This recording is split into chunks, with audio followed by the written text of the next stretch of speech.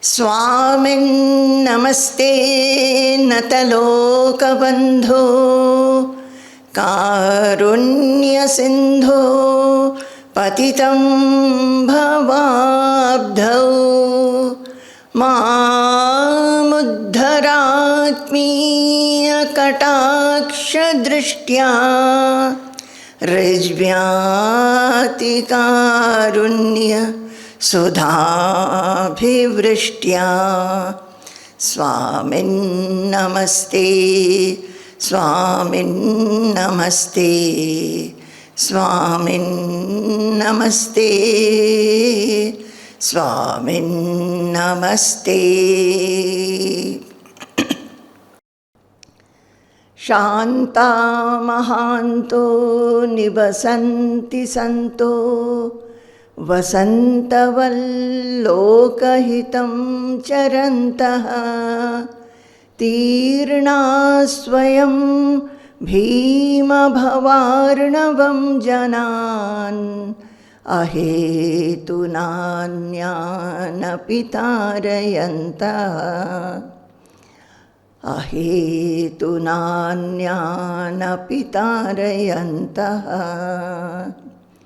Jai Guru, Jai Guru, Jai Guru.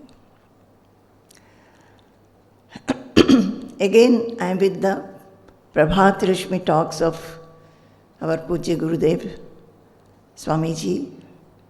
And as you know, these Prabhata Rashmih talks, Swamiji delivers these short talks in the mornings after we all do pranam to him offering flowers, the ceremony which is known as Pushpa Samarpanam. Now, while chanting the invocation slokas, I was thinking whether many of you know what these slokas are. These two slokas are from Viveka Chudamani. The first one, Swamin Namaste. It talks about a disciple who has gone to the Guru with his questions. Questions like, what is this life? In this life, I am fearful. I feel as if I am scorched by heat of all misery, sufferings, doubt, fear and all that. Sometimes I feel as if I am getting drowned. Sometimes I feel as if I am being uprooted by a strong wind. I know nobody who can protect me and save me from this fear. So I have come to you. Please tell me how I can become fearless. And when he comes, he first does pranam to the Swami, to the Guru, the Mahatma, saying, Swamin Namaste, Nataloka Bandhu.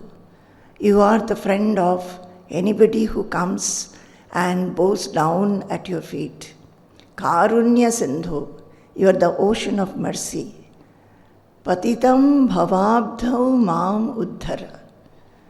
I, who have fallen into the ocean of worldliness, where there are waves of misery, suffering, fear, doubt, anxiety, stress. I'm being drowned there in that ocean. Please rescue me, protect me, lift me up. Patitam bhavabdhau mam uddhara.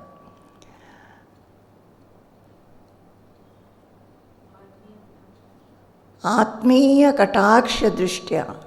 And you protect me and lift me up with your own glance, which is full of karuna, mercy and compassion, and which is moistened by your grace. Please lift me up. So he says like this, This is the first sloka. And the second sloka which I chanted today, this first sloka I chant in the beginning of all my talks. My pranams and prostrations and my gratefulness to my master, to my guru. The second sloka which I chanted today, this is also from Vivekachudamani, which describes a saintly person, a Mahatma, a self-realized person. And it says, Shanta Mahanto Nivasanti Santo Vasantaval Lokahitam Charantaha. It describes the Mahatma. He is Shantaha. That is, he is calm, tranquil and peaceful in mind. He is Mahantaha. He is Mahan. He is great. Nivasanti Santaha. He stays in this world.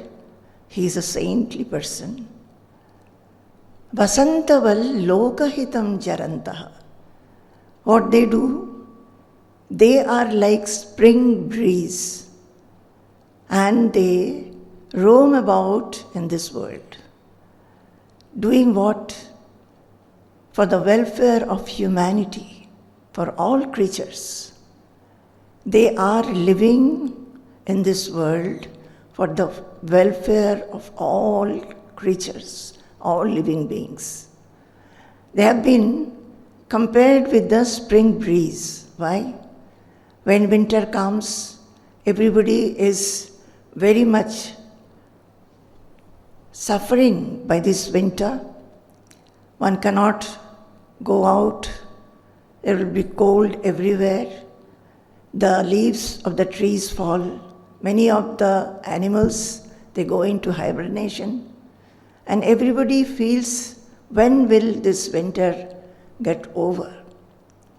It is very harsh and hits us badly. So we look for the spring. And when the spring comes, there is liveliness in this whole world. In the trees, new leaves grow, new flowers grow. There are a lot of new vegetables which grow. And human beings also, they are rid of the clutches of the harsh winter, and it's all everywhere colorful. So everybody looks for the spring breeze, which is cool and soothing. So like the spring breeze, which brings about festivity and joyfulness in this world, these Mahatmas, they roam about in this world, bringing in festivity in the minds of people. What is this festivity? Normally, the minds of people are full of anxiety and fear, misery and suffering, afflictions. So they tell them how to cross this worldliness where there is so much of suffering. So this says that Vasantava Lokahitam Charantaha Tirna Swayam Bhima Bhavarnavam Janan. And they are able to make everybody cross the ocean of worldliness, which is suffering. They are able to make the people cross the ocean. Bhima Bhavarnavam, huge ocean of this worldliness. It's huge. If we look into ourselves, we'll find how our minds are attached to small, subtle things. We are not able to go beyond that. Possessiveness, desires, expectations. So that is the worldliness that we have constantly surrounding us, and we are bound by that. So that is why it is called Bhima, that is great and huge. So they have crossed themselves this worldliness, and they have reached a state where they are not affected by the worldliness. Tirna Swayam. Swayam, they themselves have crossed this ocean and they have reached a state where there is only delight. and ahetuna nanyana pitarayantaha. So, having crossed the worldly ocean, these Mahatmas, the self-realized people, they feel for everybody. Their heart is like that. They do not want anybody to be in sorrowfulness or sadness. So they want everybody to be free, to be liberated from the clutches of afflictions. So they tell them the way how to go beyond this worldly ocean, and they do it ahetuna. Ahetuna. They do this act of welfare for everybody and without any reason, without any motive. They don't have any motive. They don't say that give me this much money or give me this thing or that thing and then I will take you across. They don't say that. They just do it because that is their nature, to help everybody. So I chanted this shloka because I am reading something, Prabhata Rashmih, which are the words of a realized saint, our Swamiji, and who is telling these words relentlessly. Day after day, whether anybody listens to or not, whether anybody practices or not. He just wants to make everybody feel that they can go across this worldly ocean and be delightful always. So, I have come to the Prabhata Rashmih 11. I have skipped Prabhata Rashmih 10, which I will do later. The Prabhata Rashmih 11 is given the topic as self everywhere. It was again a Prabhata Rashmih talk of 15th July 1997. In my earlier talks, since I have been taking this first volume, where most of the talks are of 1997-98, I have been telling you about our old ashram, which was sort of a small hermitage, a small ashram, and a Gurupriya, where the Guru stayed with few disciples and few devotees around. Now, in 1997, 15 July, it is again a time just before Guru Purnima and retreat.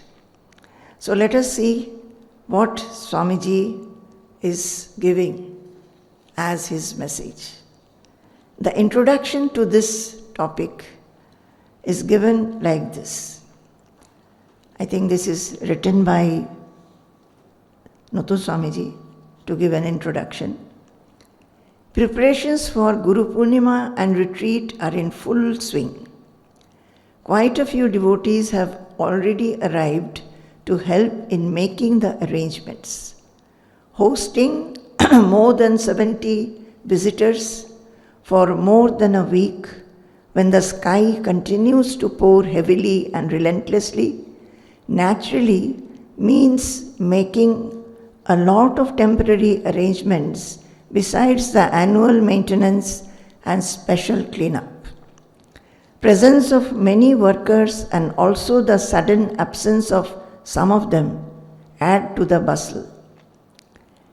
During these days, Swamiji as well as the other inmates get involved in various routine activities. Often the morning Upanishadic class gets disturbed, sometimes even dropped. Some of the visiting devotees are generally given to serious studies. So, they get visibly upset when the classes are interrupted. Against this background, Swamiji was emphasizing the importance of interactional sadhana as an essential complement to scriptural studies and meditation. This interactional sadhana, namely the pursuit of purifying our personality through everything that we do, is most effective, Swamiji says, in liberating the mind from bheda buddhi, the usual worldly vision that differentiates between divine and non-divine, self and non-self. So, it is 1997.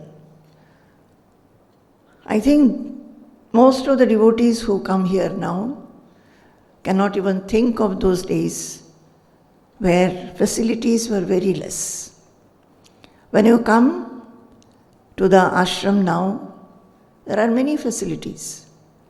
Those days, we did not have even geysers in the bathrooms, but being July and incessant rain, everybody needed hot water to bathe in the mornings and evenings. So, lot of arrangement had to be done to reach hot water to all the guest houses, to everybody. So early in the morning, one worker, he was appointed to come and boil water in a big drum using firewood.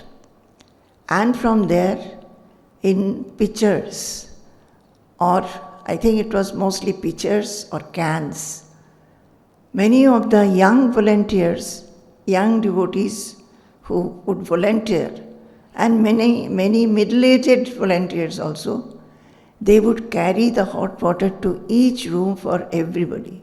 So you can understand how early this hustle-bustle would start in the ashram, because everybody had to attend prayer at 6 o'clock. Also, those days, I think the weather pattern has changed a lot. And earlier, it used to rain a lot during June and July. Incessant heavy rain, without any break, for days together. Now it is not like that actually. And we didn't have many bed materials, many cots. So according to the people coming, we had to shift cots from one building to another, bed materials from one building to another, and we had to wait for the rain to stop. So it was a great challenge to set up the rooms according to the number of visitors who are coming.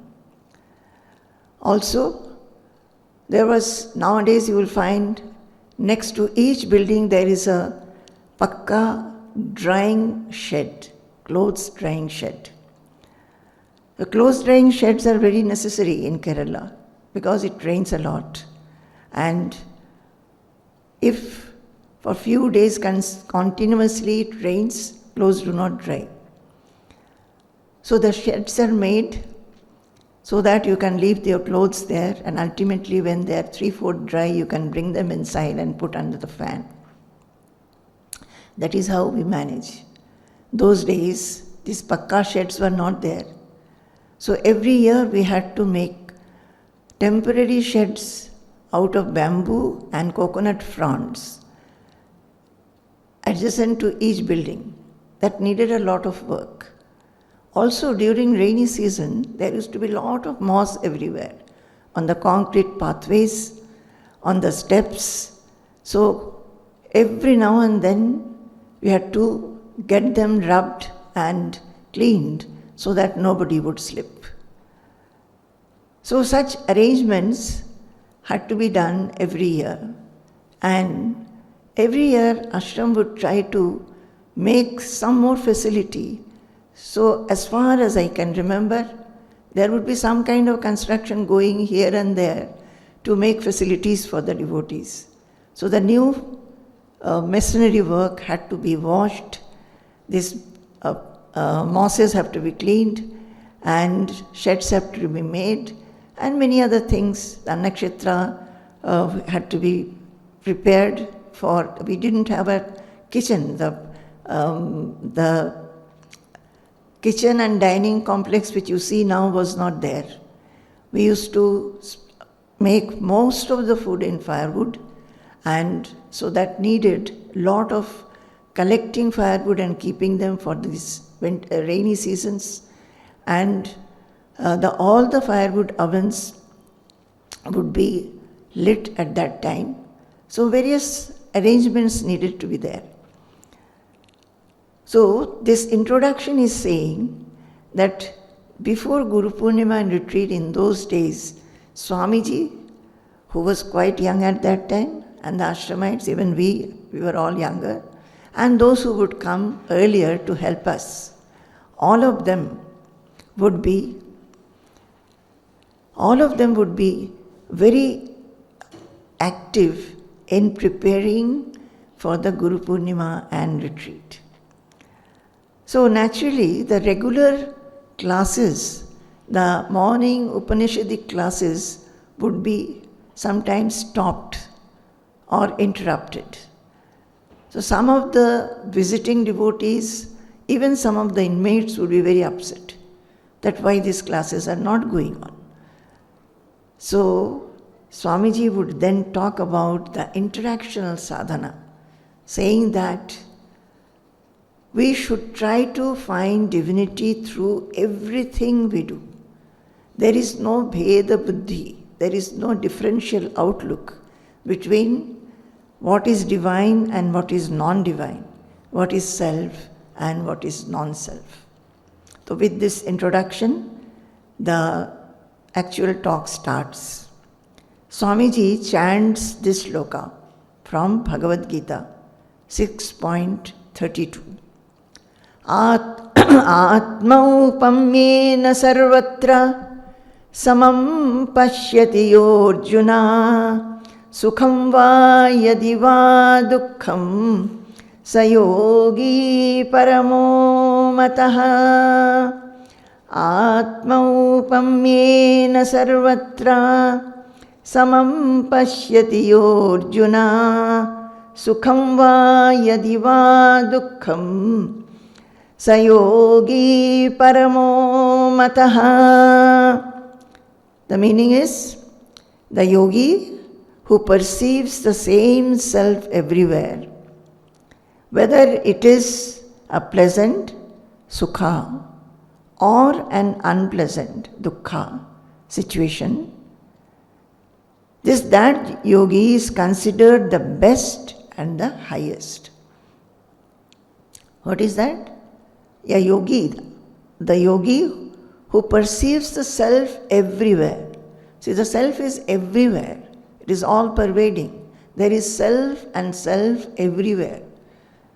One without a second. The presence is, the consciousness is. So, the yogi who perceives the self everywhere, he sees it in sukha, that is happiness, and in dukkha, which is unhappiness. That yogi is considered to be the supreme and the highest, or the best and the highest. So Swamiji, in the Prabhata Rashmih of that day, as I have told you in these talks, Swamiji keeps his eyes closed and as if he is talking from his own absorbed self, he gives his message. So, eyes closed, he is talking to all of us who are sitting at his feet. He says, we are now preparing for the Guru Purnima and retreat sessions. Some of the devotees have already come. Others would arrive in the next few days.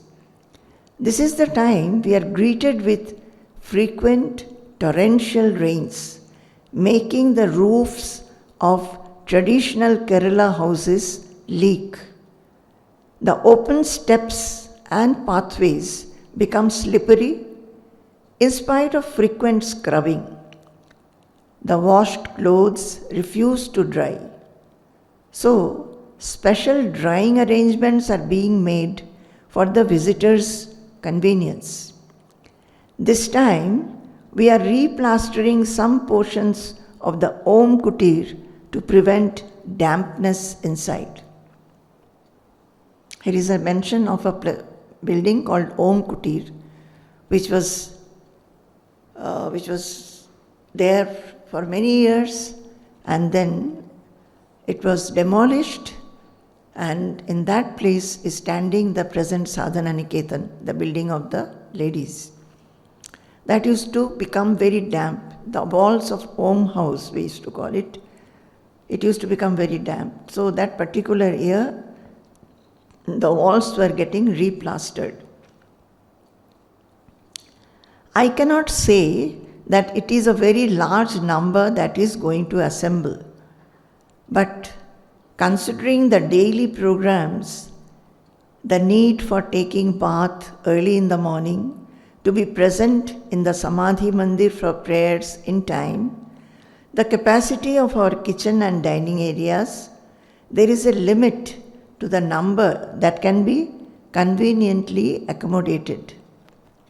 This time, we had to ask a number of devotees to stay back. The others, including the inmates, will have to undergo an austere spell. I think even elderly devotees will have to share accommodation. It has to be taken in a spirit of austerity. During the Guru Purnima time, generally, rooms are shared, has to be shared. Then only we can accommodate eager devotees who want to participate. We are not able to give single rooms to everybody. So Swamiji is saying that this should be taken as a spirit of austerity, to be able to stay with others, share a room, share a bathroom, share the facilities. It should be taken as a spirit of austerity. But then he proceeds saying, when you undertake a pilgrimage, you don't get the comforts or conveniences of home. Why Swamiji is saying? Reminding everybody that you must be taking this stay as an austerity. And he is saying that when one goes to a pilgrimage and they have to stay there, we don't get the conveniences and comforts of the home. But all the pilgrims, they consider that to be an austerity.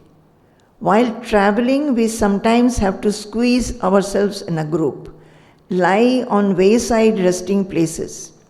The climate may be extremely cold, and we may even have breathing difficulties due to lack of oxygen. All these we accept with a spirit of austerity. So when we go to any pilgrim spot, whatever difficulties we face, we take it as an austerity. Austerity is the ultimate enriching source for human mind and heart. This has been boldened in this book. Austerity is the ultimate enriching source for human mind and heart. Why? Because when we take to austerity, we let go our likes and dislikes. Whatever we like, we may not get, but we don't complain about it. And we are prepared to accept any situation. So, austerity is very much necessary in enriching the human mind and heart. Now, some seekers may feel bad that we are not having the regular Upanishadic sessions or the usual Satsang sessions. See, I came here in 1987. For a long time, there was no morning session as such, except the prayers.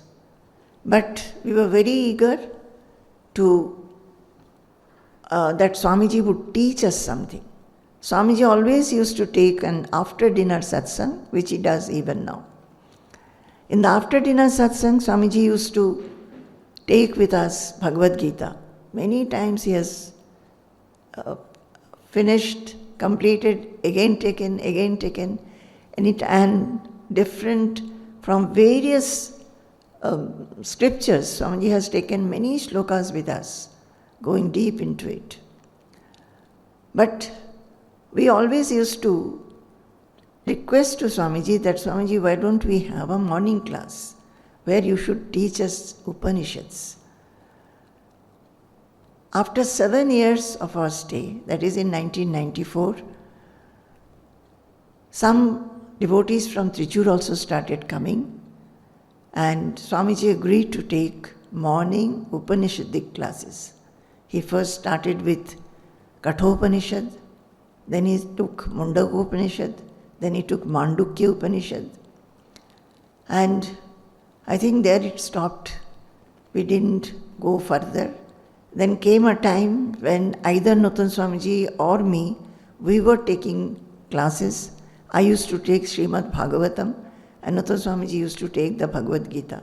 That is the morning classes. Instead of Swamiji taking, it was divided between Nutan Swamiji and me. As activities increased, those morning sessions also are not getting done now. But now there are many things to hear. So many YouTube lectures are there, people can listen to themselves. So at this time, Swamiji was taking Upanishadic sessions and night satsang as usual. So because of this preparation for Guru Purnima and retreat, sometimes because all the inmates, including Swamiji, would be busy, these Upanishadic sessions in the morning used to get stopped. And Swamiji would, whoever is there, Swamiji would call everybody to assist him. And it was a joy to be assisting Swamiji and be of some service to him in doing whatever he did. He was very fond of getting things cleaned, the pathways. He will stand and pour water with the hose and the workers will be scrubbing.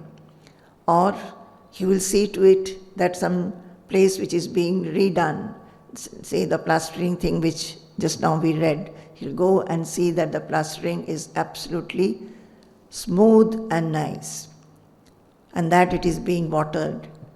So many things. So naturally the classes had to be dropped, especially at least few days before the program. But some visitors who were coming, they were not very happy. They were thinking why these classes should stop. So what is Swamiji saying? Let us see. So he says, some seekers feel bad that we are not having the regular Upanishadic sessions or the usual satsang sessions.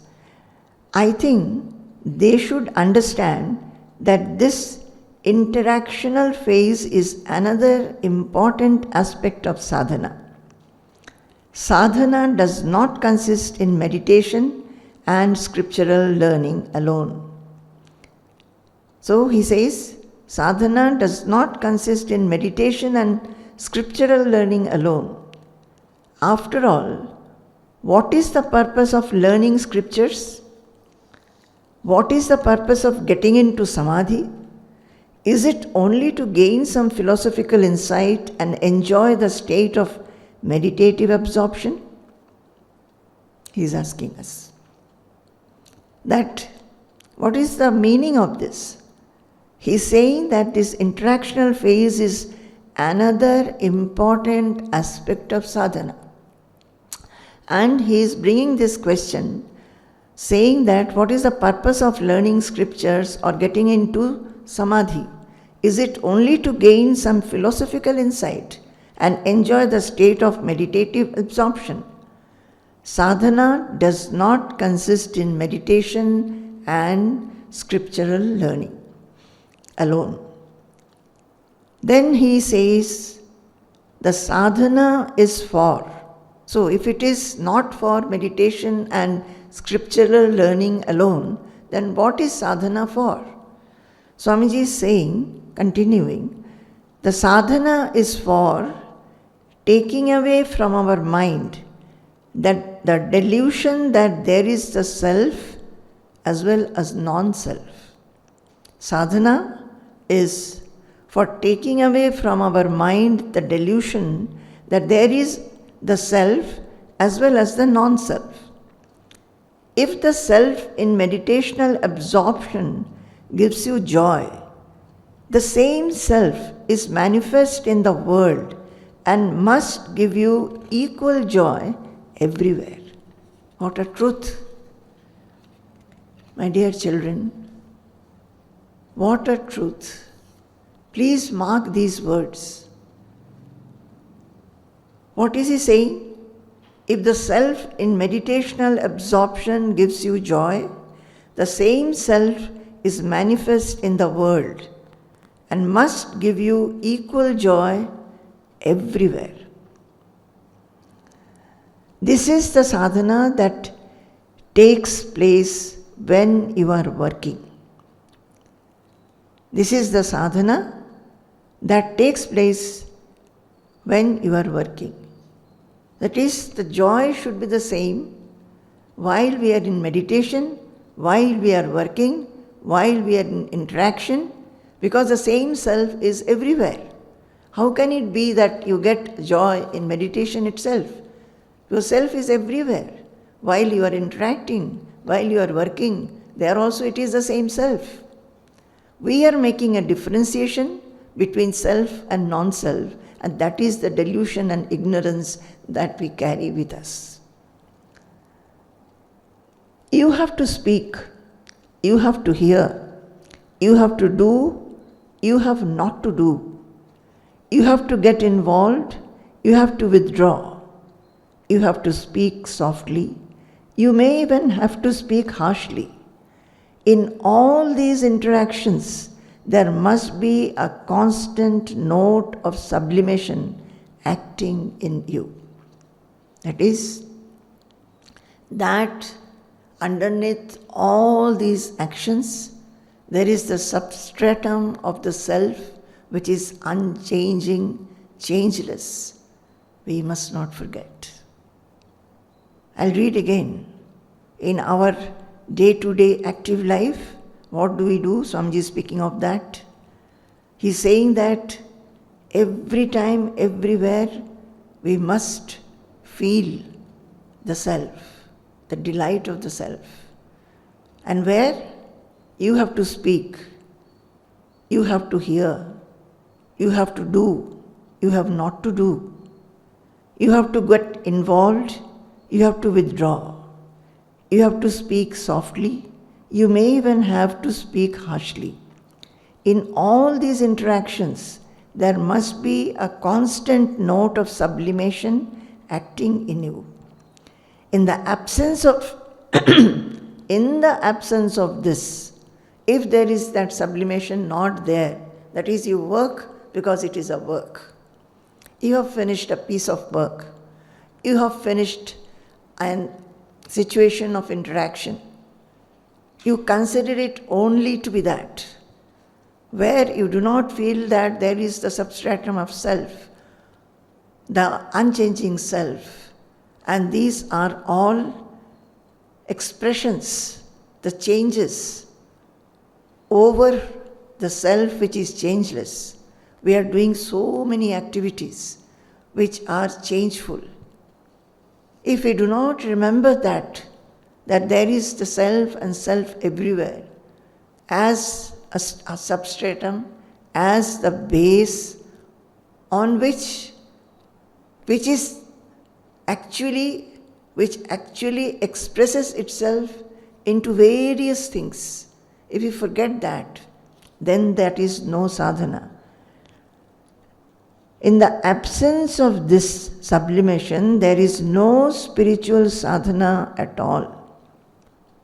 For every 1 hour of meditation or scriptural learning, I am inclined to say there should be 12 hours of this interactional sadhana.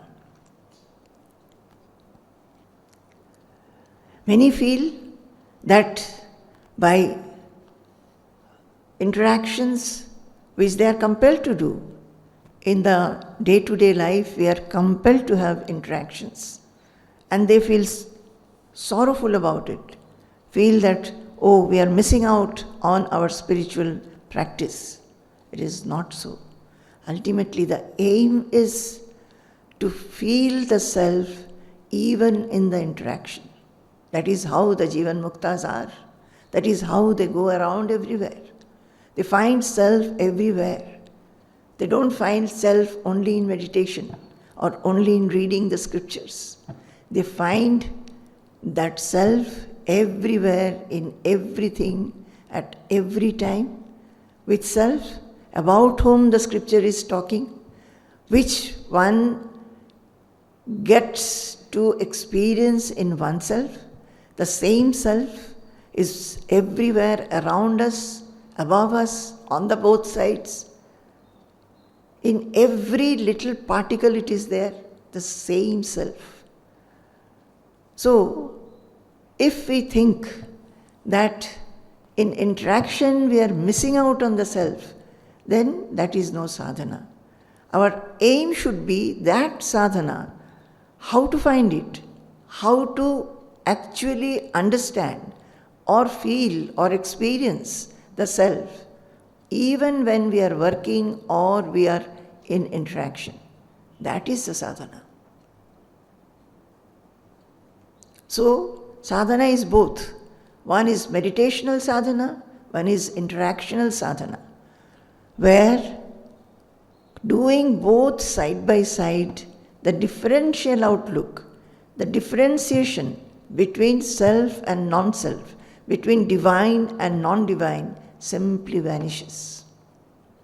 And you feel yourself to be everywhere, the same self. There is no differentiation then. Only one self, without second. So, he says that for every 1 hour of meditation or scriptural learning, I am inclined to say there should be 12 hours of this interactional sadhana. Yesterday, one seeker was asking me how to overcome resentment. Yes, whatever you are not interested in, you will have resentment for. Whatever you don't like, you will have reluctance to do. I would like to declare it ceaselessly throughout my life that there is no spiritual benefit in doing what you like or in not doing what you don't like. Have you marked the words? I'll read it again. You know, when I read them on and off. Sometimes maybe after a long period, every time I feel horripilation. What truth is this? If really one wants to go ahead in the seeking path, one has to understand this. So somebody has asked Swamiji how to overcome resentment. I think the question came because the classes were dropped, so some were resentful about it. And that seeker must have asked Swamiji, Swamiji, this resentment has come, so how to overcome resentment? And not only for dropping a class, we are resenting many things in our lives, whatever we don't like. So Swamiji says, yes, whatever you are not interested in, you will have resentment for. Whatever you don't like, you will have reluctance to do it. I would like to declare it ceaselessly throughout my life that there is no spiritual benefit in doing what you like. There is no spiritual benefit. If you like, you do it, it's done. You like it, so you have done. There is no spiritual benefit. Or in not doing what you don't like, and you don't like something, you have avoided it and ignored it, there is no spiritual benefit for it. If spiritual sublimation and purity is the goal, then do cheerfully what you would not like to do, and also be prepared not to do what you would very much like to do. Understand? How beautiful. I don't know whether you are finding it beautiful. This is so nice.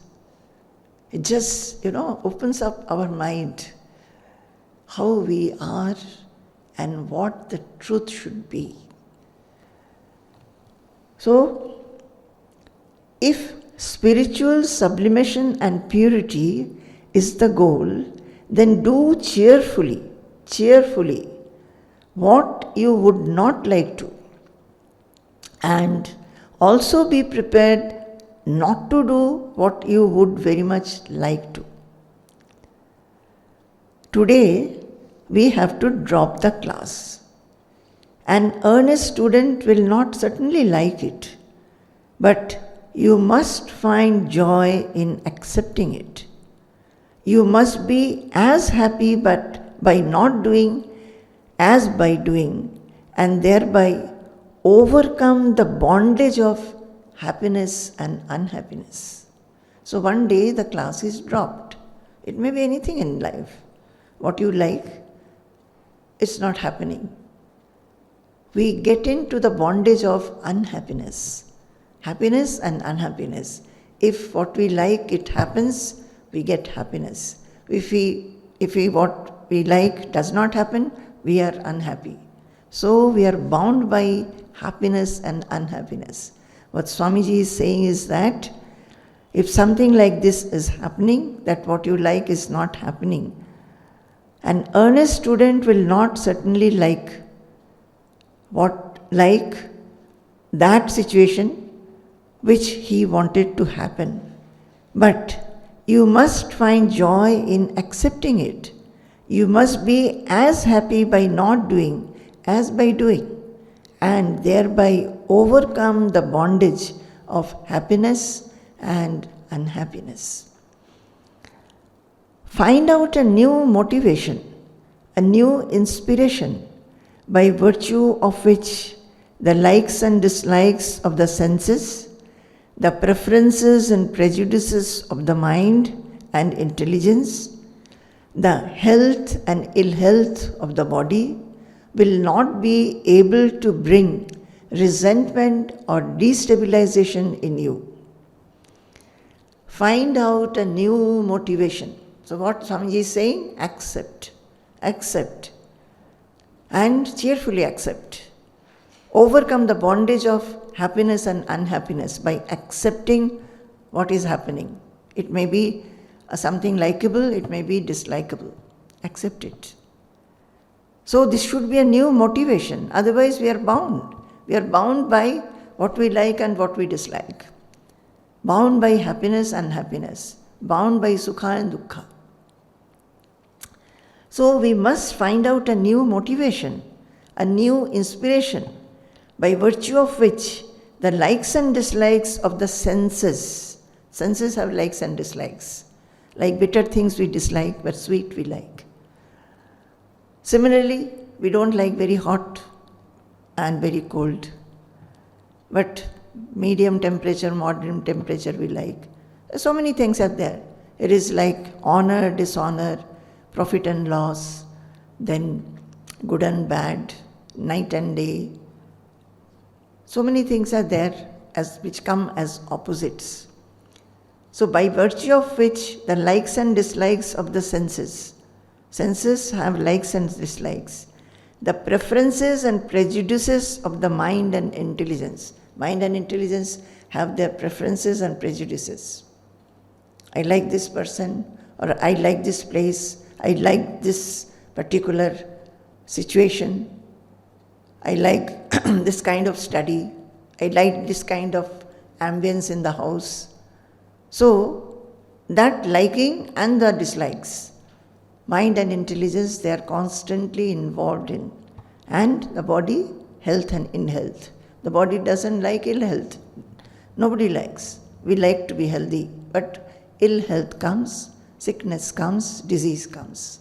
And unless we are able to accept that such pairs of opposite will be coming and going, we will be only bound by them and not feel free at all. So, he says that then unless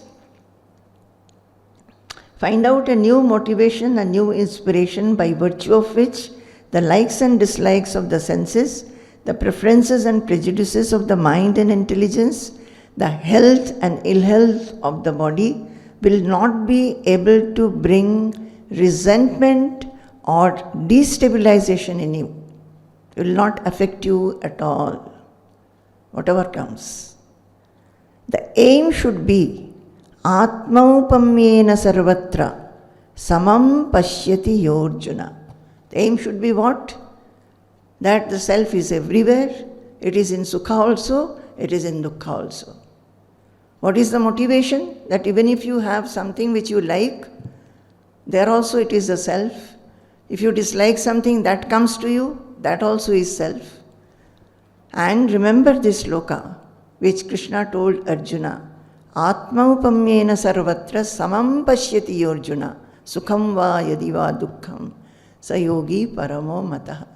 So in sukha and dukkha, generally we like sukha, that is happiness we like. We do not like dukkha, unhappiness. But knowing, a yogi who knows that the self is everywhere, he understands that sukha is also an expression of the self and dukkha is also an expression of the self. There is no differentiality. He is the best, he is the highest.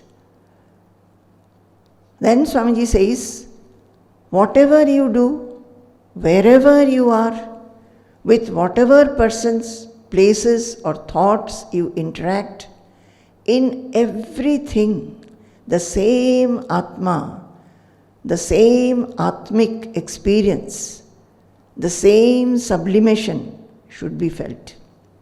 Whatever you do, wherever you are, with whatever persons, places or thoughts you interact, in everything the same Atma, the self, the same Atmic experience, the same sublimation should be felt.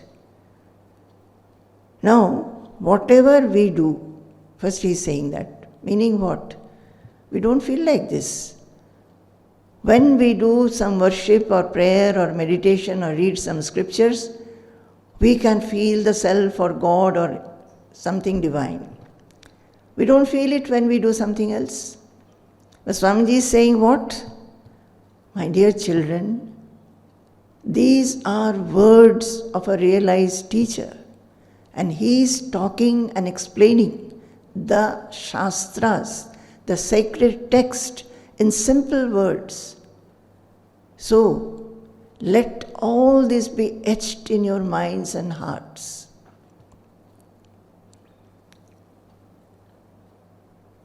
Remember it when you are active. He says, whatever you do, it may be household work, it may be professional work, it may be societal work, it may be anything. It may be your personal work. Whatever you do, wherever you are, you may be in the house, you may be in the office, you may be in the college, you may be in the train, in the plane, in the market, wherever you are. In all this, it may be sometimes you don't like the place, we don't like the people, with whatever persons, places or thoughts you interact. So you may not like the persons, you may not like the places or thoughts, or you may like them. It will be either this or that, likes or dislikes. So whatever you do, wherever you are, with whatever persons, places or thoughts you interact, even the thoughts. So sometimes there are very nice thoughts. Sometimes thoughts are so grumbling, so brooding, so filling with thoughts with jealousy, thoughts with blameful thoughts, fault-finding thoughts, critical thoughts, or sometimes it may be very expansive thoughts. Whatever it is, he says in everything, the same Atma, the same Atmic experience, the same sublimation should be felt. How? We'll see how. How Swamiji is explaining it further. Because everything is self. Everything is the extension of the self, expression of the self. We have to only remember that. Sukha is an expression of the self. Dukkha too is an expression of the same self. As you are at home with Sukha, so you should be at home with Dukkha. The bitterness of the mind in facing an unpleasant situation, you have to sublimate. The bitterness of the mind in facing an unpleasant situation, you have to sublimate. How? Not being bitter with the person. When bitterness comes, we feel hateful for the person or the incident or the situation. The bitterness should be dropped from the mind. It's not that you must be interacting with that person who is a difficult person or who is a harsh person or rude person. If you have difficulty, it's not that. Unless you need to interact, you can avoid. But your bitterness for that person or situation, that bitterness should go. The dislike should go. So bitterness of the mind in facing an unpleasant situation, you have to sublimate. The love for pleasant interactions, you have to sublimate too. You cannot be constantly thinking that I should have only pleasant situations. Then you will be bound. Sukha dukkha's are the final subjective outcome of all interactions in our life. Sukha dukkha's are the final subjective outcome of all interactions in our life. That you know. Swamiji explains it so well. The five senses, they bring to us only two things, sukha or dukkha. Whatever the senses interact with, there are five senses. They go and interact with their objects, corresponding objects. But with each object, either we like that object or we dislike the object. That is, we have sukha from that object or dukkha from the object, happiness or unhappiness. So we have ultimately these two feelings which are subjective in our mind. So, sukha dukkha are the final subjective outcome of all interactions in our life. And you have to find the self not away from sukha dukkhas, but in and through sukha dukkhas, as sukha and as dukkha. Are you able to understand? Is it clear? What we think? When we are in sukha, we feel very happy. We feel very sublime. We feel grace of God is on me. But when we have dukkha, we are either complaining or lamenting or feeling very down. What is Swamiji saying? Sukha dukkhas are the final subjective outcome of all interactions in our life. The sukha and dukkha is our subjective feelings we feel in the mind. And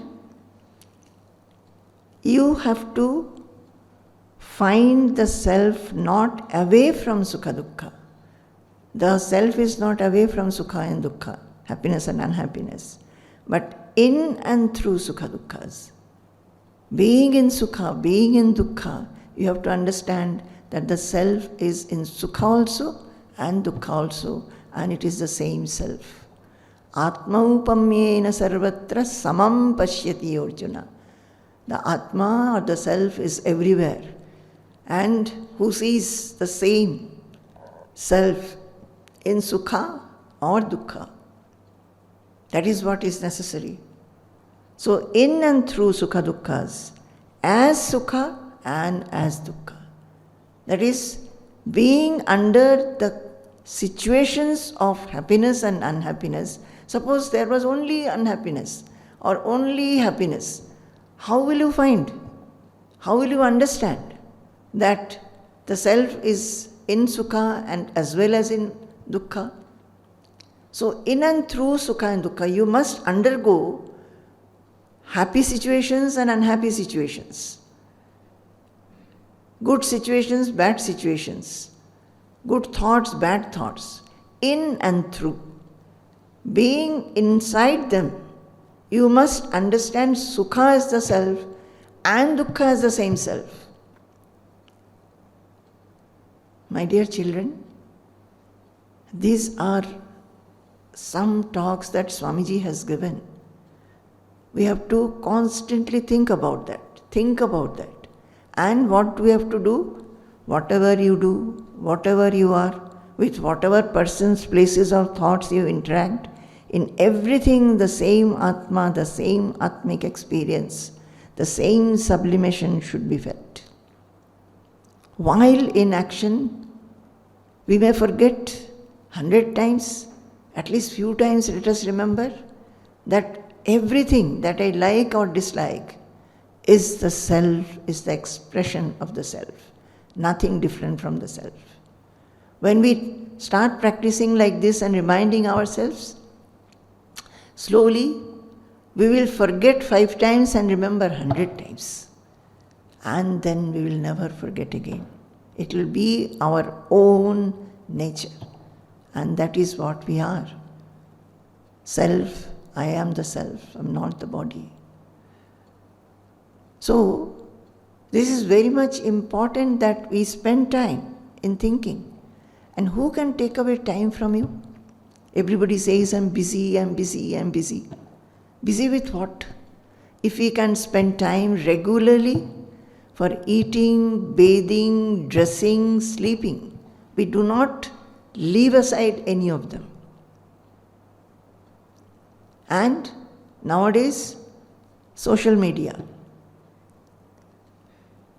So we don't get time. Make your own time, remind, okay, you do this, whatever you are doing, even maybe you are busy looking into social media and getting, connected to so many people and places and all that. Know that even beneath that, that is the self. Don't forget the self. That is what Swamiji is saying. Whatever you do, whenever you are, whatever persons, places or thoughts you interact, in everything, the same Atma, the same Atmic experience of the self. Same Atma, the same experience, the same sublimation should be felt. It is an expression of the self. Constant. Previously he has said what? You have to speak, you have to hear, you have to do, you have not to do, you have to get involved, you have to withdraw sometimes, you have to speak softly, you may even have to speak harshly. In all these interactions, there must be a constant note of sublimation acting in you. This note of sublimation, what is this note of sublimation? Not forgetting that these are all expressions of self and self alone. Just like we don't forget our own name, our qualifications, our age, where we belong to, where is my native place, we don't forget. How many children you have, where your parents stay, do you forget that? Suppose you are busy in the office, you are doing a lot of important work. Do you forget where your home is? How many children you have? Do you forget that? Why? Why you don't forget? Because that is imprinted in your mind as your identity. Here, that over that identity, this new motivation, this new identity has to be imprinted that I am the self, and everything is an extension of the self, expression of the self. So he chants again, Atmaupamena sarvatra samam pashyati orjuna sukham va yadiva dukkham sayogi paramo mataha. He has further explained it, but today I will stop. It's nearly 1 hour, so I'll continue with this again in the next class. It's very beautiful. Sampurnam Jagadeva Nandanavanam Sarvepi Kalpadrumaha Gangam Vari Samasta Vari Nivaha Punyas Samasta क्रियाः वाचः प्राकृतसंस्कृता श्रुतिशिरो वाराणसी मेदिनी सर्वावस्थितिरस्य वस्तुविषया दृष्टे परब्रह्मणि सर्वावस्थितिरस्य वस्तुविषया दृष्टे परब्रह्मणि। जय गुरु, जय गुरु।